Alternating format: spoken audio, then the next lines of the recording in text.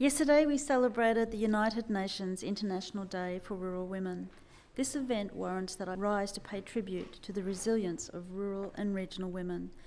There was a time when the thought of rural and regional women conjured up the stereotype of a farmer's wife who would often supplement the family income by nursing, teaching, or some other off-farm income.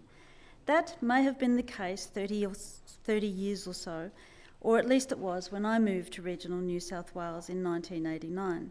Now it is often the case that it's the women who are running the family farm. I refer to women who not only manage the family farm, but are also involved in innovation and technology within the agricultural industry, as well as other essential services in health and almost any other field you care to name. One only has to watch Landline on a Sunday lunchtime to see that rural women continue to be involved in innovation in many industries such as agriculture, mining and resources, STEM and communications.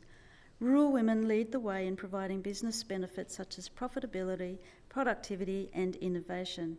All this in the face of a cost of living crisis, not only on a global front, but more deeply in the regions where the impact is longer lasting. Some women are choosing to ditch the city life and move to rural New South Wales because of the many opportunities which are presented. Take Annabelle Hickson, for example. She left her career as a journalist at the Australian newspaper to move to northwestern New South Wales. While her husband planted pecan trees, she began to learn what it was to be a part of a vibrant local community. What she found were smart, clever and resilient people who spoke of opportunities instead of limitations, which challenged her city-centric stereotype of country people. 12 years after moving northwest and after the drought of 2019 to 2020, Annabelle took it upon herself to write stories from regional Australia that weren't just about disadvantage.